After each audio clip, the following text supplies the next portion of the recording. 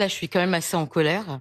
Je veux bien être la militante de l'amour, mais je suis pas non plus la niaise, du pays. Je suis la militante de l'amour, mais à un moment donné, quand c'est pour la gauche radicale ou quand c'est pour des gens qui luttent contre la génocide, là, c'est plus la militante de l'amour. C'est des gens qui considèrent, parce qu'ils sont pour des potentialités individuelles dans le centre impérialiste, des droits LGBT, mais toujours individuels, hein, qu'il n'y ait pas de discrimination sur la religion ou des choses comme ça, tu vois. Mais ça va jamais être des réelles campagnes qui permettraient, en tant que collectif, à des gens de s'en sortir. Ça va toujours être pour qu'une personne, je sais pas, racisée ou LGBT puisse réussir individuellement, tu vois. Mais ces potentialités individuelles-là, en fait, reposent sur la domination de la périphérie et sur tout un logiciel qui déshumanise certaines personnes qui vont pas y avoir accès et même dont on va justifier le fait qu'on les domine parce qu'ils ne seraient pas assez dans le progressisme et tout ça. Et c'est justement ce genre de militante qui crée parfois, tu sais, chez certaines populations racisées, un peu de la confusion, qui vont confondre le progressisme et l'impérialisme, parce qu'en fait, il y a un progressiste impérialiste. Ce qui est l'archétype de la gauche Biden, de la gauche Kamala Harris, de la gauche Emmanuel Grégoire.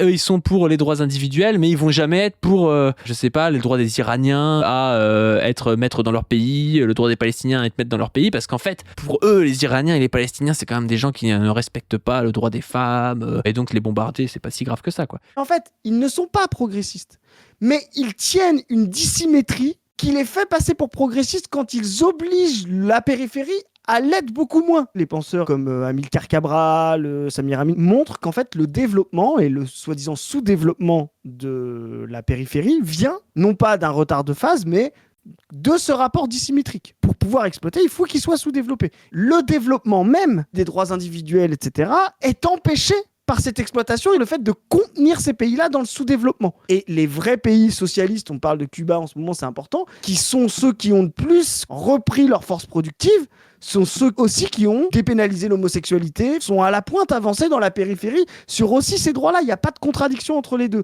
Cette apparence progressiste, ce que vend la propagande du centre, et Israël fait partie du centre impérialiste, est littéralement un mensonge. Et d'ailleurs, on le voit, Netanyahou, Trump, etc. sont fondamentalement régressifs, réactionnaires dans leur politique, anti-wokistes, anti-LGBT. Ils sont totalement réactionnaires là-dessus, mais ils fabriquent une périphérie par la dissymétrie qui serait encore plus réactionnaire qu'eux pour pouvoir se donner encore des apparences. Donc c'est vraiment très important. Il ne faut pas rejeter le progressisme concret par rapport aux fables progressistes que vous raconte un centre impérialiste réactionnaire.